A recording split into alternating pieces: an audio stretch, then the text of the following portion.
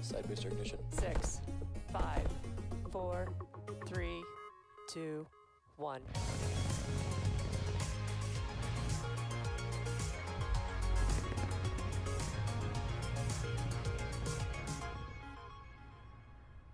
Good morning. It's Wednesday, April 7th, and you're looking at a live view of Falcon 9 as it awaits its 12:34 p.m. Eastern Time launch from Space Launch Complex 40 at Cape Canaveral Space Force Station.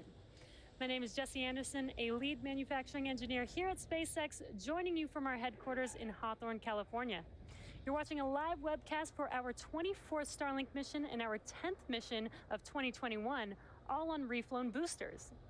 Starlink is a satellite internet constellation designed and manufactured by SpaceX to provide high-speed, low-latency internet to people living in remote and rural locations around the globe.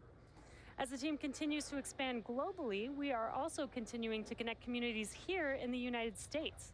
Just recently, the Nooksack Indian tribe became participants in the Starlink beta program. Located in Whatcom County in Washington state, most of the Nooksack tribal areas did not have the infrastructure to deliver high-speed internet to its residents. The Nooksack Tribal Council is providing more than 100 households in their community with Starlink service who had been negatively impacted by not having internet during the pandemic. These families began to receive service last month and are now able to use the internet for work, school, and even access telemedicine. In other exciting news, last week we announced the 4-person crew who will be the first private citizens to fly on board Dragon. We'll share these new details for the Inspiration 4 mission a bit later in the webcast. Now we're currently at T-minus 11 minutes and 45 seconds from liftoff of our next batch of Starlink satellites. So with that, let's take a closer look at the rocket on your screen. I'm Yomezo, a Dragon propulsion engineer here at SpaceX, and you're looking at a live view of Falcon 9 as it sits on our launch pad 40 at Cape Canaveral, Florida.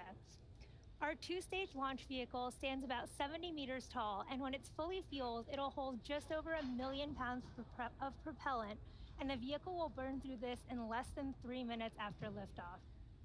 We prepped Falcon 9 for launch in our hangar at the base of the pad, and upon completing final checkouts, Falcon 9 rolled out to the pad with the Starlink payload and went vertical earlier this morning around 1:40 a.m. Eastern Time. The bottom 2/3 of the vehicle you see there is the first stage. It previously flew 6 times, having supported the launch of NASA astronauts Bob Behnken and Doug Hurley to the International Space Station, Anasis-2, CRS-21, Transporter-1, and 2 previous Starlink missions, the most recent of which was less than a month ago. The objective of the first stage is to accelerate the vehicle through the Earth's atmosphere to space and then separate from the rest of the rocket. Once the first stage separates from the second stage, it'll make its way back down to Earth and target a landing on our drone ship, Of Course I Still Love You.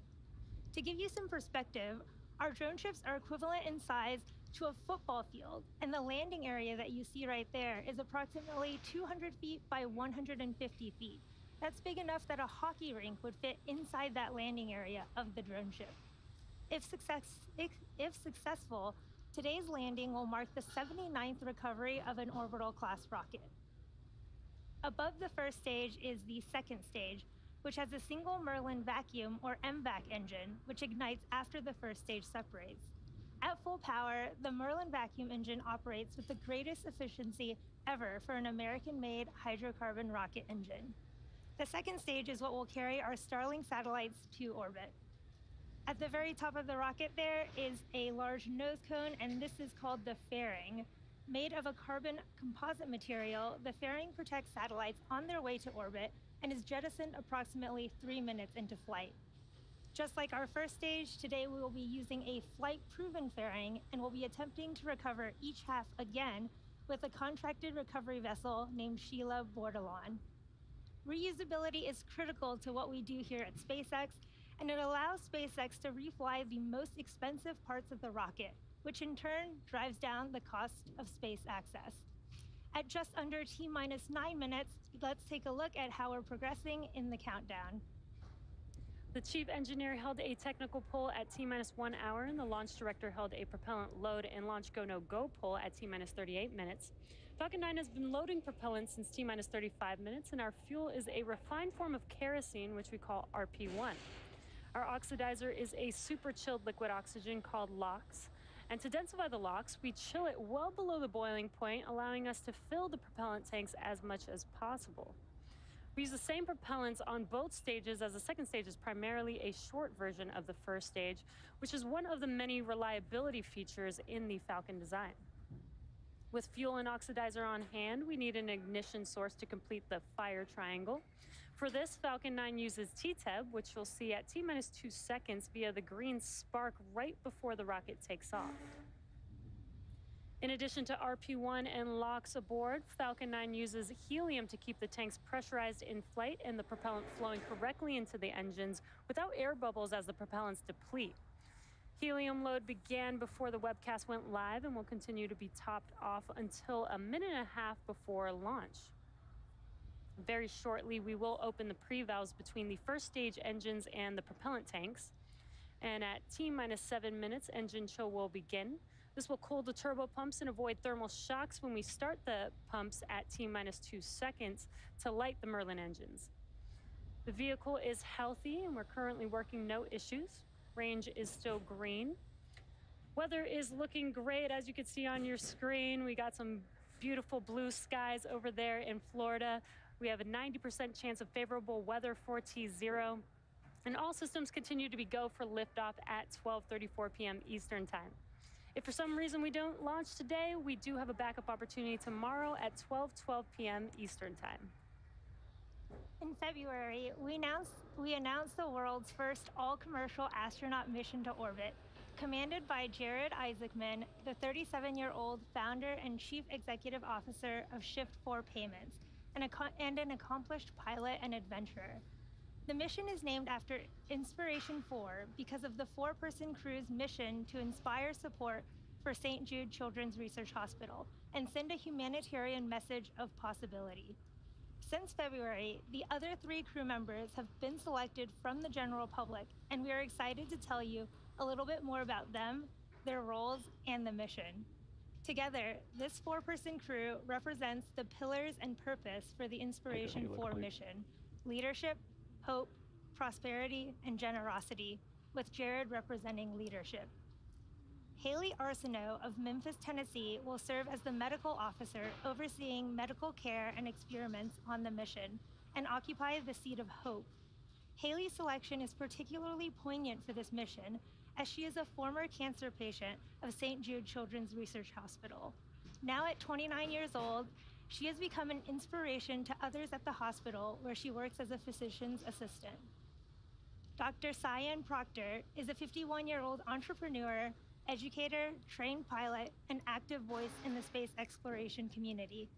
She was awarded the seat of prosperity after being selected as the top entrant of an independently judged online business competition conducted by the Shift4 Shop e-commerce platform. Dr. Proctor will serve as the mission pilot and back up the commander and support related needs throughout the mission. Christopher Simbrowski is a 41-year-old mechanical fault detection and diagnostics lead at Lockheed Martin and United States Air Force veteran. He was awarded the seat of generosity after contributing to a special fundraising campaign for St. Jude Children's Research Hospital. Mr. Simbrowski will serve as the mission specialist and help manage payload, science experiments, communications to mission control, and more. Over the coming months, the crew will undergo rigorous commercial astronaut training by SpaceX before their targeted launch date, which is no earlier than September of this year. We're currently just under 4.5 minutes from liftoff, and Falcon 9 is now moving into the final stages of the countdown. We're currently waiting for the transporter erector, or the TE, to retract. The TE is that structure next to the vehicle behind the fairing, as you can see there, and the clamps are starting to open up there. Now, after the clamps are fully open, the transporter erector will begin to retract away from the rocket slightly. And then at T0, hydraulics will pull the TE farther away from Falcon 9 to clear the way as the vehicle lifts off. It looks like the clamps are just about finished, and the TE is retracting back. It looks very slight, but it's just enough to move away from the vehicle. And we use the TE to roll the rocket out to the pad and raise it to its vertical launch position. It also provides liquids, gases, electrical connections to the second stage, as well as air conditioning to the payload fairing. And it looks like that TE retraction is now complete. The first and second stages are both nearly fully loaded with 1 million pounds of kerosene fuel and liquid oxygen. Superchill liquid oxygen is our propellant oxidizer, and when its temperature is increased, it turns from liquid to gas, which is why you see some white clouds around Falcon 9, and that's that liquid oxygen meeting the warmer... bleed verification. It's that liquid oxygen meeting that warmer, humid ambient air. Stage 1 LOX load complete. And there's that call out that stage 1 LOX loading is now complete. Second stage will wrap up LOX load at T-minus 2 minutes. T-minus 60 seconds, Falcon 9 will be in startup, and this means that the rocket's autonomous internal flight computers have taken over the launch countdown.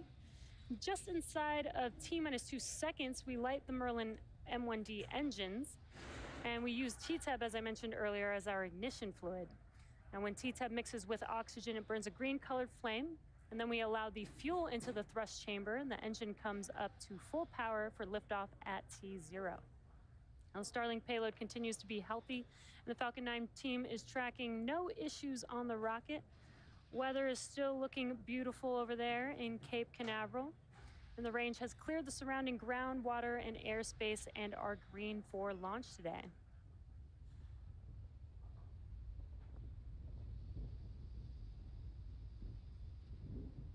Just waiting for that call out for second stage. Complete. Right on time. Stage 2 LOX load is now complete. And with the completion of LOX load, we will start to vent out the LOX line on the transporter erector, so you'll see a lot more of that white cloud that I mentioned earlier. There you can see it on your screen. Again, this is just the liquid oxygen venting out of the LOX line on that transporter erector.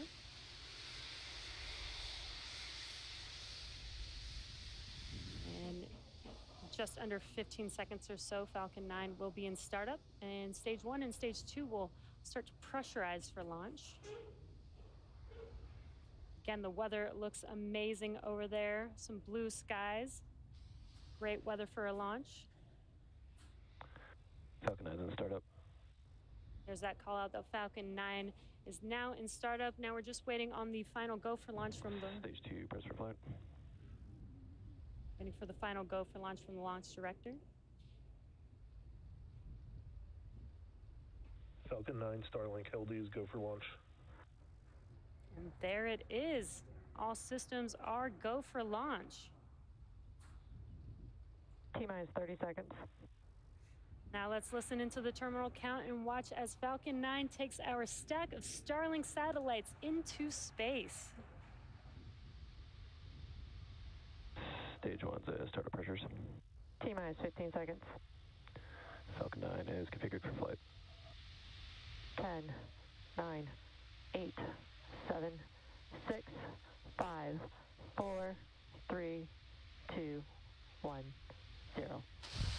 Ignition and liftoff.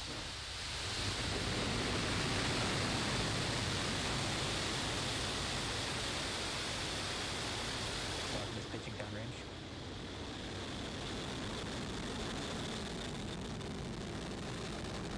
Stage 1 propulsion is nominal.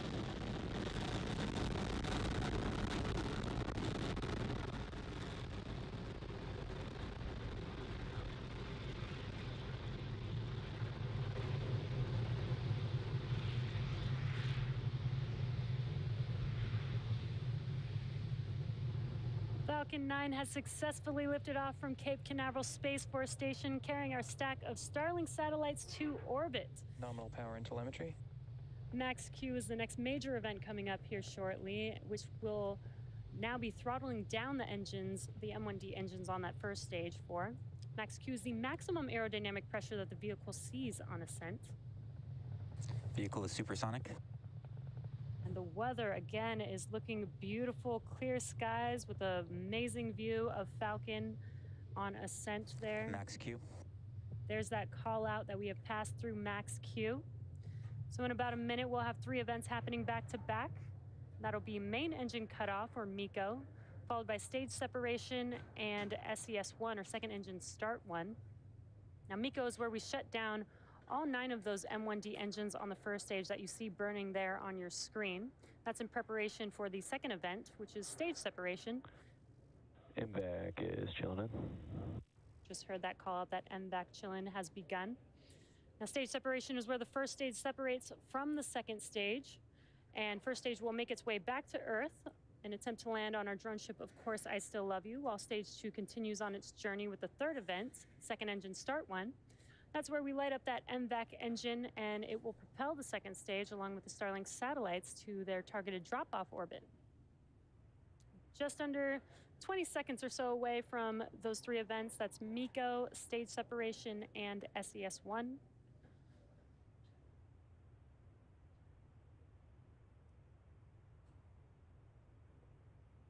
You should be able to see MECO here in a few seconds with those 9 M1D engines shutting down here shortly.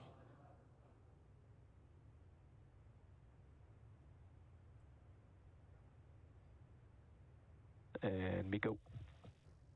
Stage separation confirmed.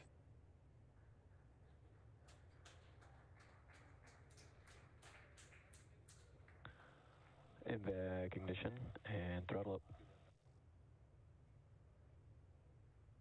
And there we've had main engine cutoff and stage separation. You can see that from the ground tracking view there. We did have a good call out of second engine start 1 on the second stage. Fairing jettison confirmed. And we heard the call out for fairing deploy.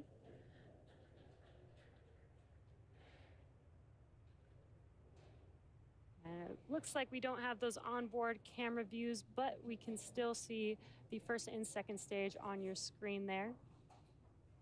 Now, as a reminder, we will be attempting to recover the fairing halves today with our contracted recovery vessel named Sheila Bordelon.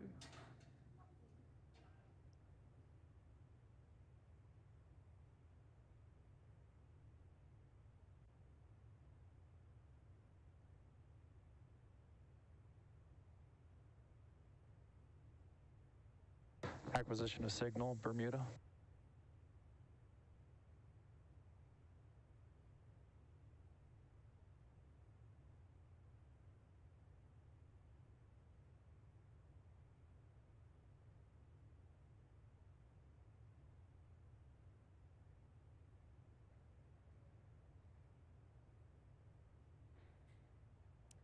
And it does look like fairing separation was good.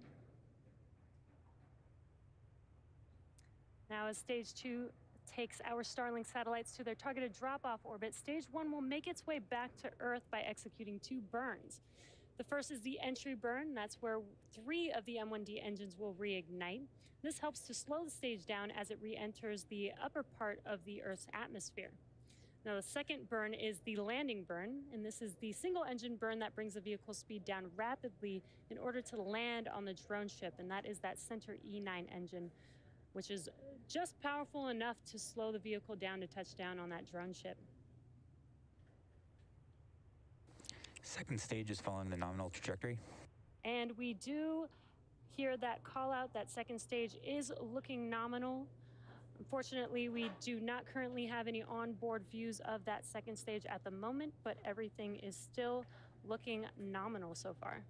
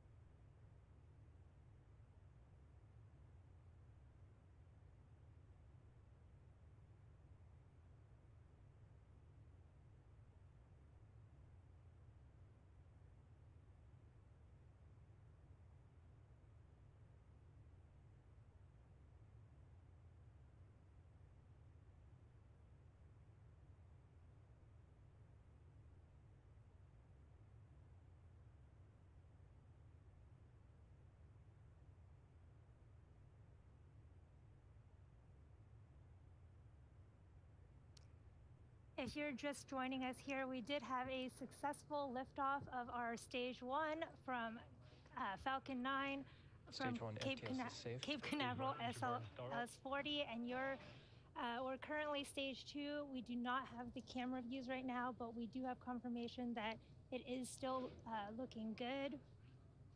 Again, our Stage 2 is delivering our Starlink satellites to low Earth orbit, and that's our stack of 60 Starlink Stage 1 satellites. entry burn shut down. Second stage continues to follow the nominal trajectory. We just heard that call out that Stage 1 entry burn was successful, and there you can see we do have our Stage 2 camera view finally back, and it is looking good there with that MVAC nozzle glowing. And there's our Stage 1 view back on our left as it continues to cruise down, getting ready for the start of its landing burn in about 30 seconds here.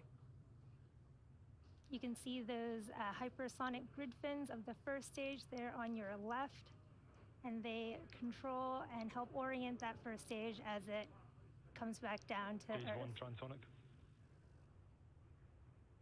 Again, Stage 1 will be targeting landing on our drone ship, Of Course I Still Love You. And right before landing, it will deploy 4 carbon fiber landing legs. Start of terminal guidance.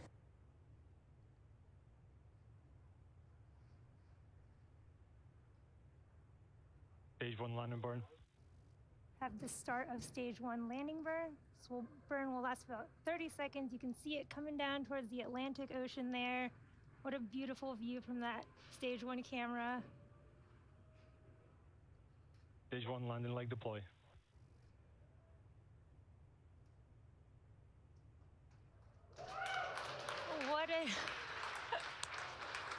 What an amazing view. Stage 1 landing confirmed.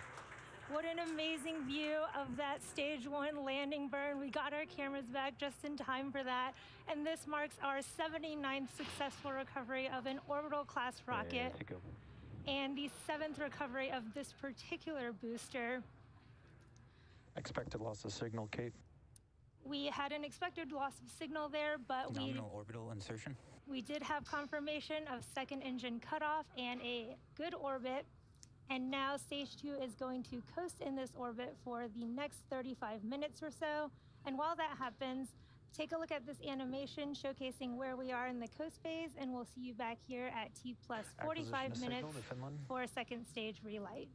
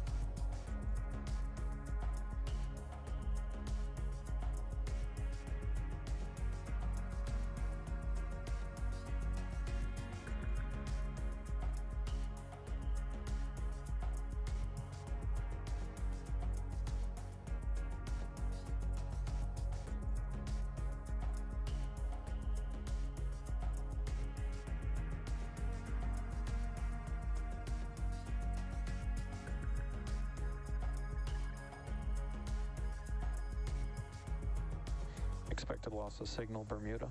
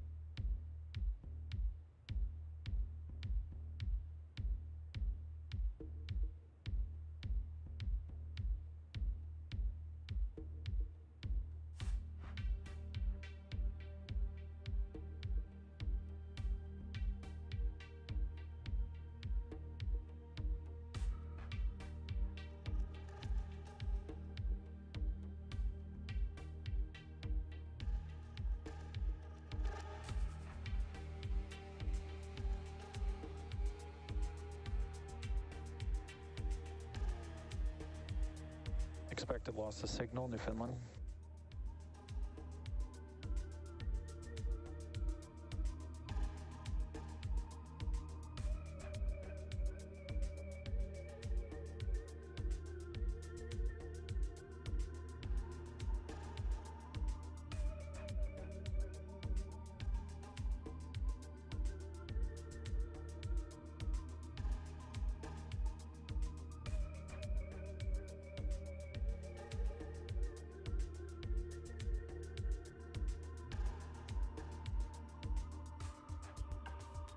Acquisition of signal, Goonhilly, England.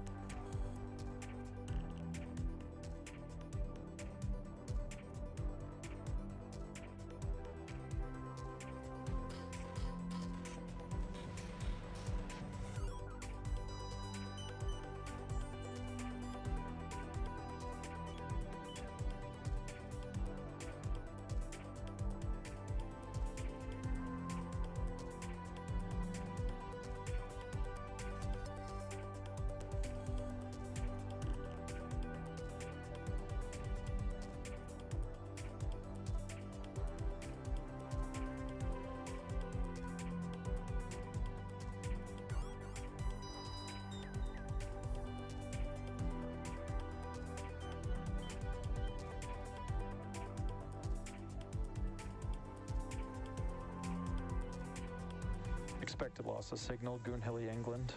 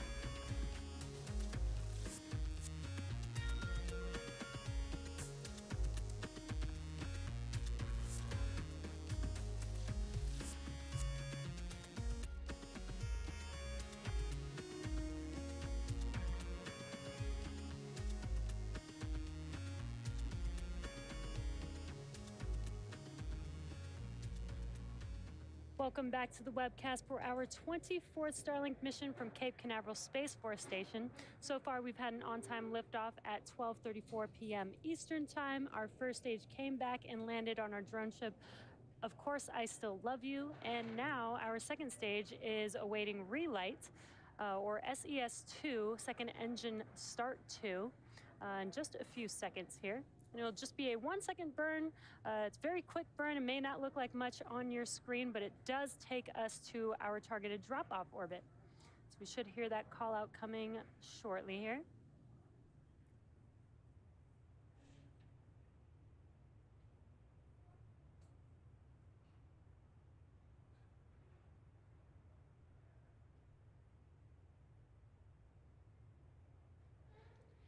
And there you saw it very quickly on your screen. We did get that green color flame. That's that T-Teb that I mentioned.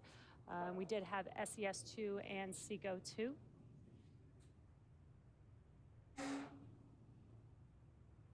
Waiting for confirmation of good orbit. And we did confirm a good orbit. So again, our Starlink sats will ultimately end up in a LEO, or low Earth orbit, about 550 kilometers above the Earth's surface, which is different than your typical geostationary or geosat, which orbits roughly 36,000 kilometers above Earth. Now we have another 15-minute coast phase before we deploy our next batch of Starlink satellites into orbit. And during this time, the spacecraft will start to spin along its central axis, giving the Starlink satellites the momentum that they need to space themselves out over time after they deploy.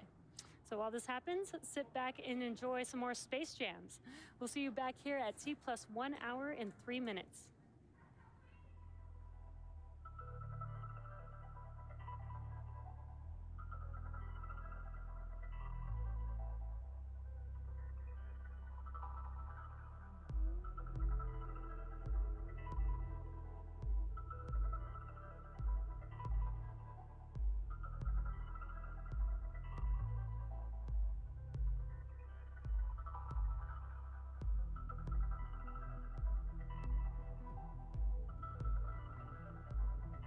Expected loss of signal, Diego Garcia.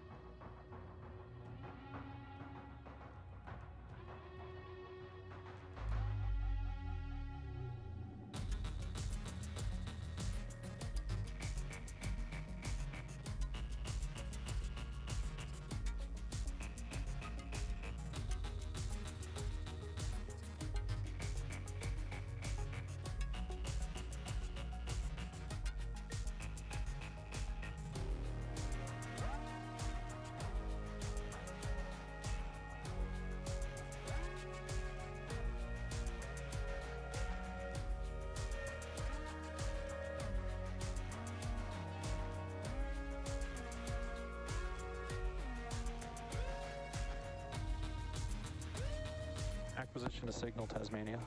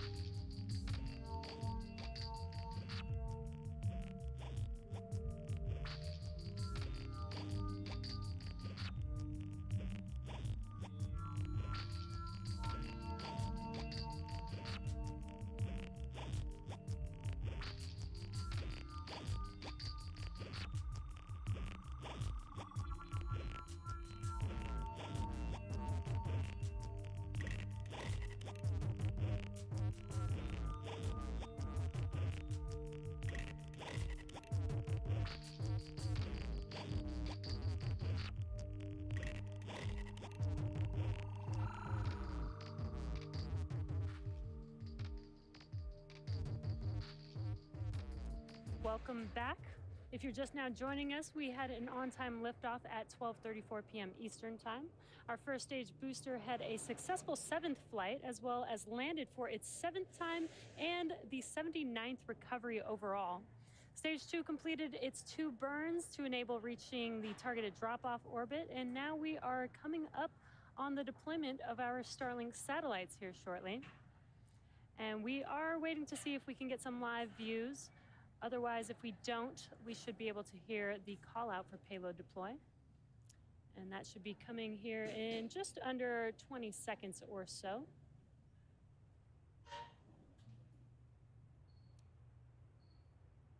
And again, our second stage was spinning in preparation for the deployment of these Starlink satellites, and that gives them some momentum to spread themselves out over time after they deploy.